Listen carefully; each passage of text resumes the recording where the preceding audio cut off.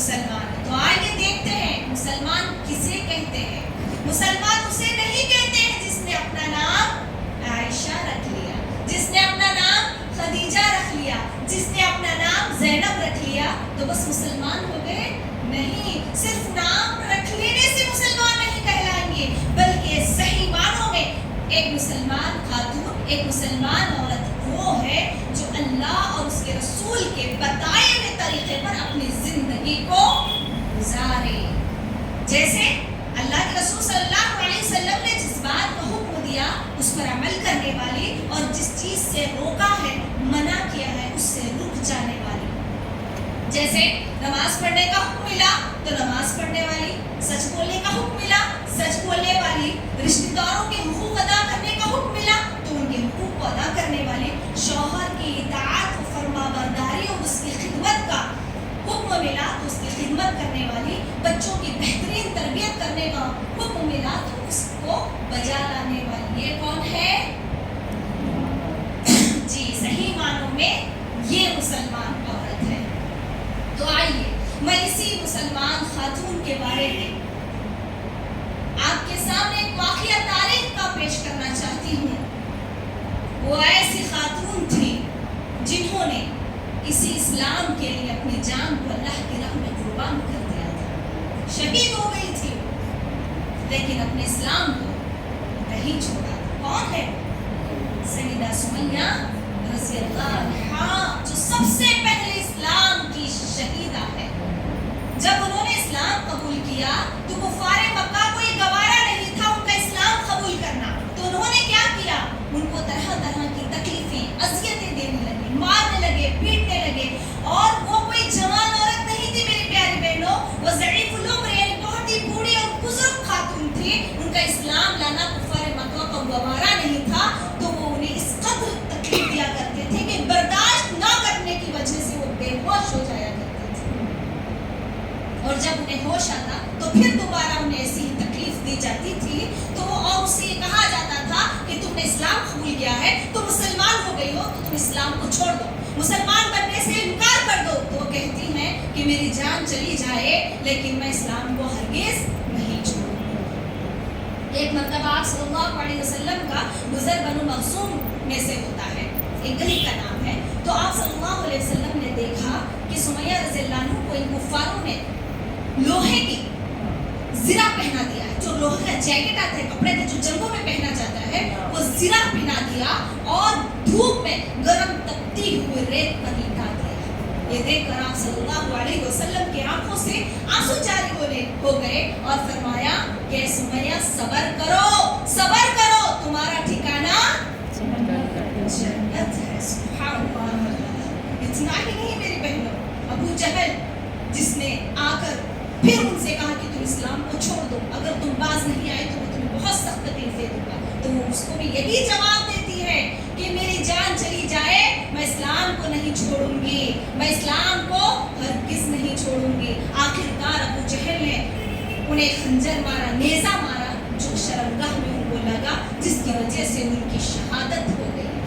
دیکھیے میری بہنوں, سبق ہے ہمارے لیے, سبق ہے آپ کے لیے کہ ایک مسلمان عورت کیسی ہوتی ہے. انہوں نے اپنی جان کی بازی لگا دی لیکن اسلام کو نہیں چھوڑا. یہ ہوتی ہے ایک مسلمان عورت جس کا ٹھکانہ جنت ہے. اب آئیے دوسرا, جنتی عورت بننے کے لیے ایمان کا ہونا ضروری ہے. ایمان میں بہت ساری چیزیں داخل ہوتی ہیں. سب سے پہلا درجہ اللہ پر ایمان. ایمان میں بہت ساری چیزیں داخل ہیں لیکن سب سے بڑا درجہ یہ ہے کہ میرا اور آپ کا ایمان صرف اور صرف اللہ پر ہونا چاہیے. اللہ تبارک و تعالی سے ہمارا تعلق اتنا مضبوط اور گہرا ہونا چاہیے کہ ہماری محبت خالص اللہ سے. اگر ہمیں سجدہ کرنا ہوگا تو اللہ کے آگے کرنا ہوگا, کچھ مانگنا ہے تو اللہ سے مانگنا ہوگا, کسی کو پکارنا ہے تو اللہ کو پکارنا ہوگا. آپ کی دعائیں, آپ کی مرادیں, آپ کی منتیں اگر پوری کروانی ہے تو کس سے کروانی ہے؟ صرف اور صرف اللہ سے کروانی ہے. آپ کا دکھ, درد, تکلیف اگر کسی کو سنانا ہے تو صرف اور صرف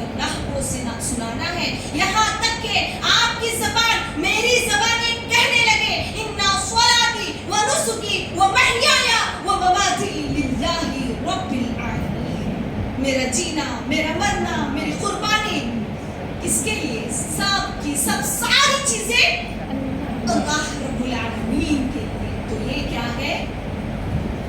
ایمان.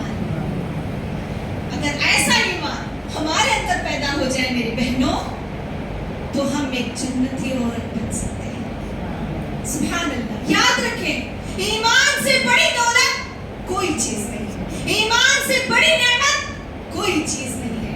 اگر آپ بہت بڑے مالدار ہیں، گھر ہے، گاڑی ہے، بنگلہ ہے، روپیہ ہے، پیسہ ہے، اولاد ہے، آپ کے پاس زندگی کی ہر نعمت موجود ہے، لیکن اگر آپ کے پاس ایمان جیسی دولت، ایمان جیسی نعمت اگر آپ کے پاس نہیں ہے تو کان کھول کر سن لیجئے، آپ سے زیادہ غریب، آپ سے زیادہ خلاش اس دنیا میں کوئی نہیں ہے.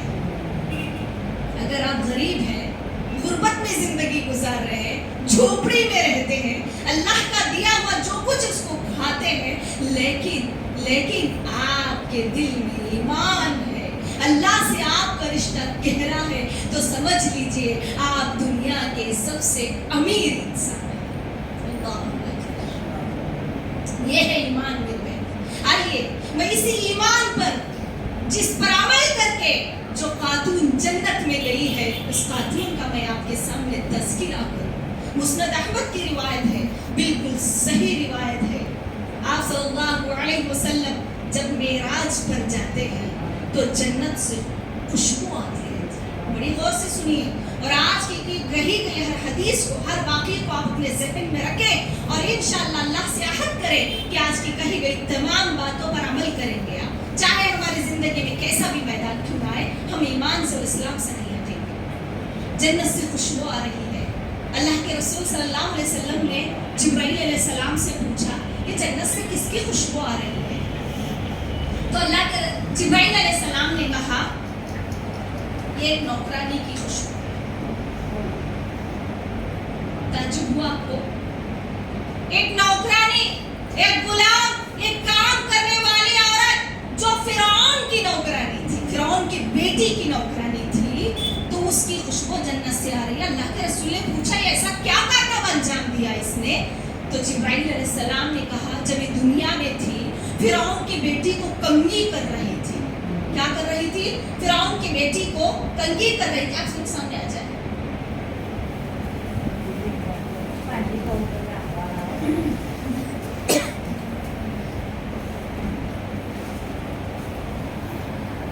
فرعون کی بیٹی کو کنگھی کر رہی تھی. تو اس کے ہاتھ سے کنگھی چھوٹ کر زمین پر گر گئی. تو اس نے کیا کہہ کر اٹھایا؟ کون جواب دیں گے؟ کنگھی گر گئی تو اس نے اٹھایا. کیا کہہ کر اٹھایا؟ کیا پڑھ کر اٹھایا؟ بسم اللہ. کیا بولا؟ بسم اللہ بول کے کنگھی اٹھائی.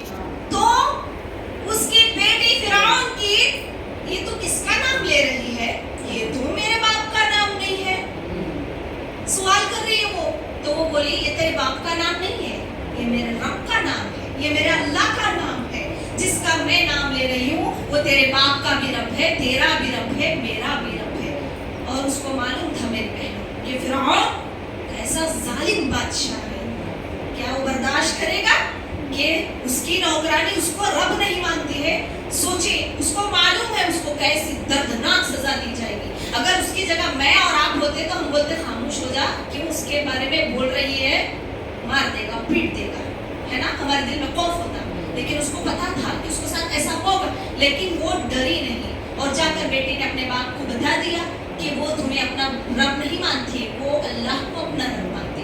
فرعون بلوا بھیجا، جمع کیا اور پوچھا کیا تم مجھے اپنا رب نہیں مانتی؟ اس نے کہا کہ نہیں میں تجھے اپنا رب نہیں مانتی. تیرا رب کون ہے؟ میرا رب اللہ ہے جو تیرا بھی رب ہے، جو میرا بھی رب ہے. کہتا ہے جھٹلا دے اس کو اور مجھے اپنا رب مان. وہ کہتی ہے کہ نہیں. پھر اس کے لیے سزا دینے کے لیے اپنے خادموں کو حکم دیتا ہے آگ جلائی جائے، تیل گرم کیا جائے. آگ جلائی جائے، تیل گرم کیا جائے، اور اس کی جتنی اولاد تھی ایک ایک اولاد کو اس کے گرم کھولتے ہوئے تیل میں ڈالا گیا. کیا برداشت کر سکتے ہیں؟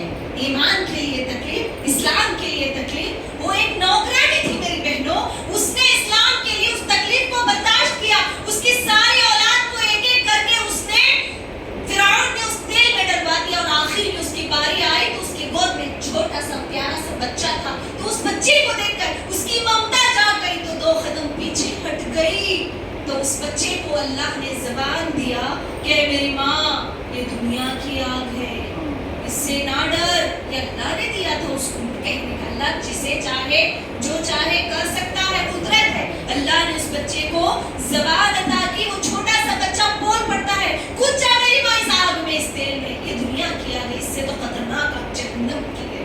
تو اپنے بچے سمیت اس جہنم میں، اس آگ میں، اس تیل میں کچھ کیا ایمان تھا میری بہنوں۔ آج آپ کا ایمان کا، میرا ایمان کا، اپنے بچوں سمیت خود اس میں کود جاتے ہیں۔ یہ ہے ایمان۔ ایسا ایمان اگر آپ کے اندر پیدا ہوگا تبھی آپ جنت میں جائیں گے، تبھی